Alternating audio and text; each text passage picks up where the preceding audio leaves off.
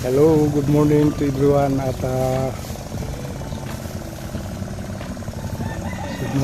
good morning sa inyong lahat dyan at nandito po ako ngayon kaya sa may bandang Tulay Pipi, sa may bandang Palaisdahan. Yan.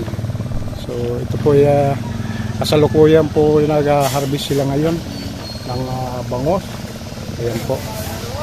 So yan po ang ako'y nagpapasalamat na rin po at binigyan ako ng consent para sa konting interview.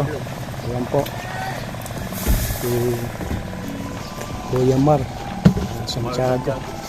So siya po ang owner nitong isdaan. Ayan po. So ang kanilang hinaharvest ngayon po ay mga bangos.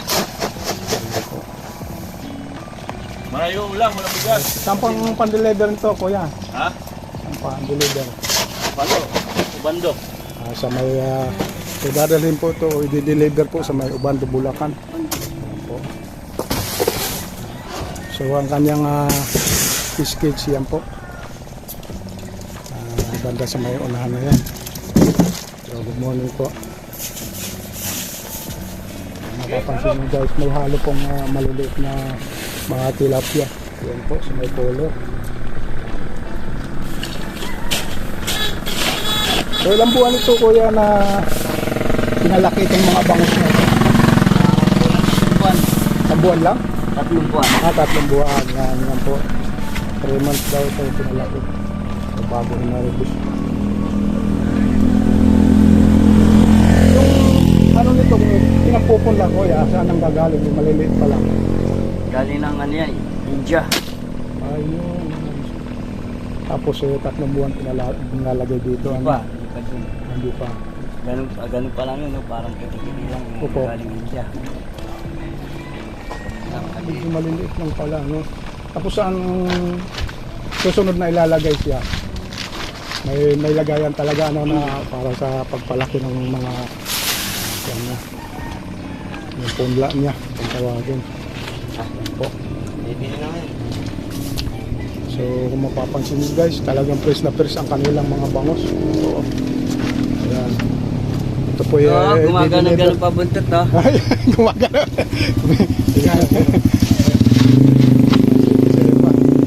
Talagang sariwang-sariwa. Ayan. Ito po ang proseso po nito ay nilalagyan nila ng maraming yelo para manatili pong talagang fresh na fresh at matigas siya pagdating doon sa dinideliveran. Kuya Mar, kumusta naman? Okay lang. Okay lang. Kahit ang hirap, laban lang. Ay, buhay-buhay, lumalaban sa hamon ng buhay. Ilang taon na kayo, Kuya? 48. 40, parang ano lang, parang lang 40 tahin niya lang. Parang gano'n. Ayun. Nakakamot dyan ang pangulam. Pang-ulam. Okay, boss. Konsyal. Ito, kanina ito na, tilapia. Ano yan? Ulam. Hindi yun, kung sa inyo yung benta niya. So, yan po ang pinagkukunan nila nitong bangos na ito. Yung mga fish cage na yan. Doon po nanggagaling ang mga alaga ng bangos. Yan. Okay pa, kala ko 3 na lang.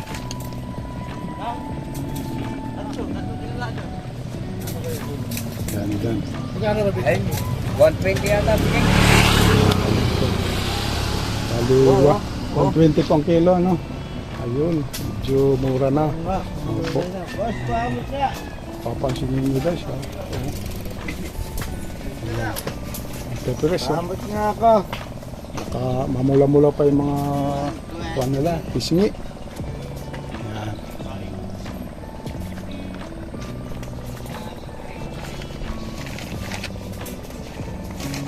So, yan nga, 3 months daw nila ito inaalagaan. After 3 months, ay ina-harvest na nila. At yan po, nilang hinarvest na bangos. Tatlo na lang. Meron pa kang uler eh. Para mabawas sa uler eh. dun sa bintana mo pare-paraan eh. Yan. Gusto mo sa bintana natin. Hindi na ako makasampo eh. Nalambot ako. Ayun.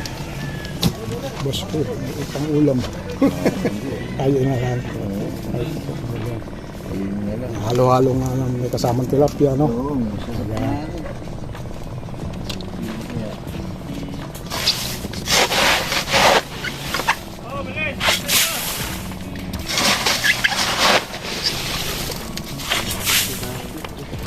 Yan po ang proseso na pag-harvest ng bangos. Pagkatapos galing doon sa may fish cage nyo yan, madali dito sa service nila. Yan. Yung L3 po. Check po nila. Hindi mayari niya, kawili. Ah, meron ba? Oo. Ano ba, ere? Yung nakaiwalay dyan. Wala, malaki. Ah, Lahat yan nakaiwalay. mga Ben, yan, mabilis pampenta. Ah, diyan sa... Dito. Ere, ano rin? Bangos.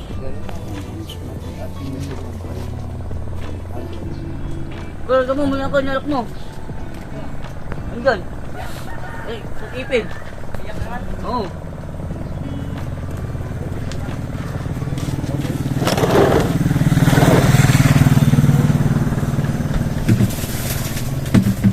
Ano ba yan?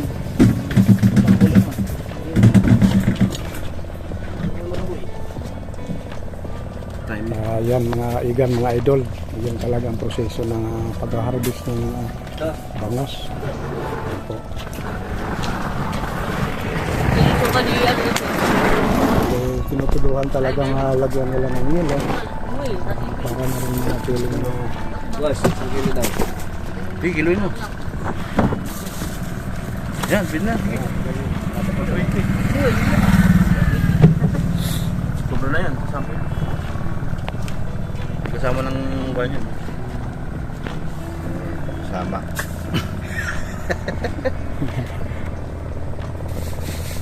Yan na, siyang daan.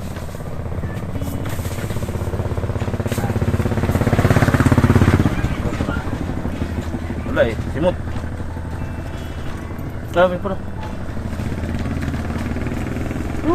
Hirap nag-harvest, wala pera. ang pera mo. Pero mamaya yan, maraming pera. Kaya anong pinaghuhugutan Bilisya, vlog ko.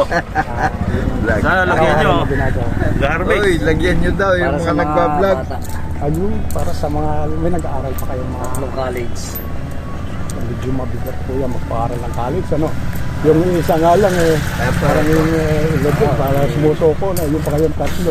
Pero, Mabigat pa ang kurso. ayun, Criminology. tsaka, Madali magpa-aral, mayroon pong bahay. yung pagbayad ang mahirap. Psychology. Ayun, isa pa. Isang IT. Ayun, balikat. Kumusta naman ang pag-aaral nila? Okay naman, nakakaraos kahit pa paano.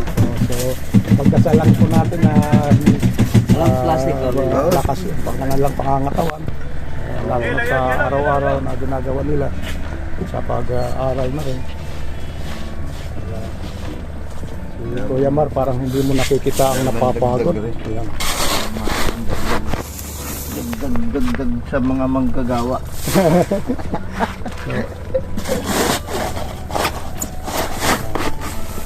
Kuya Mar talagang super. Dapat iantay na dun. Sarap, kasi. Salamat. Uy. Isa lang, yun na yan. Ayos na. Eh, nasa cooler pa. Mayroon pa sa kulit. Yung cooler na dilaw yun. Okay, try na dito. Iantay na. Kuya, katuwang mo lang. Kuya.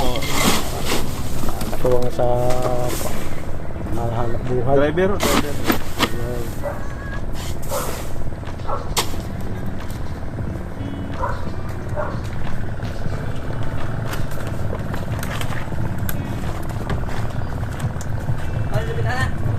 Oh. Nasa cooler pa. Wala naman yung cooler na yan. Yan po, ready na Itabi mo to, para eh. sa Yun na daw to. pang-deliver na po Alin? sa papuntang ano daw to, Bando Bulacan.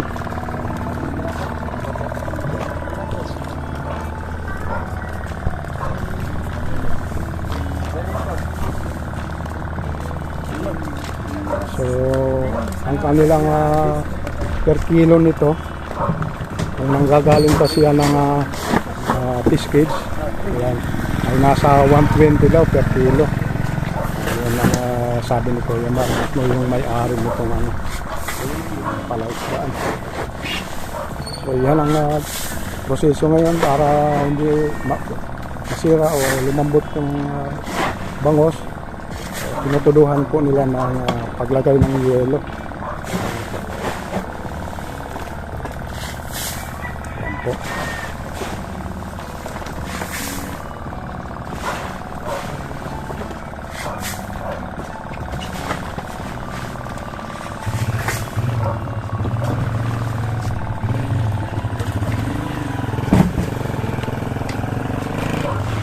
Yelo pa.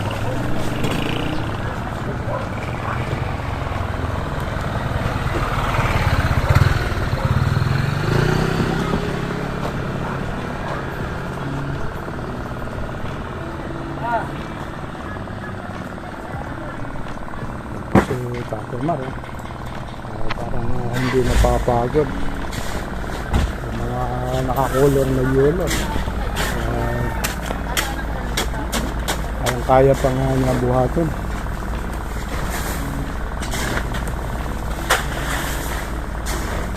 So yun po ang ating update ngayong morning na ito. Sana magustuhan nyo. At maraming salamat na rin po sa ating mga taga-subaybay, sa mga viewers, sa aking mga followers, supporter dyan. Sana nagustuhan nyo ang aking video this morning. Kaya mga pagsubaybay na rin sa aking mga videos. Maraming salamat po sa inyo. Buhay po kayo. Sana pagpalain po tayo ng Panginoon sa ating, lalo na sa ating mga ginagawa araw-araw, at yan ang lakas para na rin sa ating mga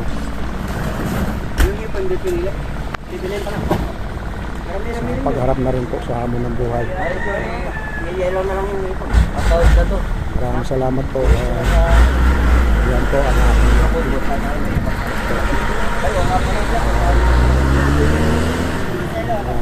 bless na rin po sa inyong lahat. Ingat po kayo. Yan. Maraming salamat po. Kuya Mar, salamat ha. Sige po. Maraming salamat po.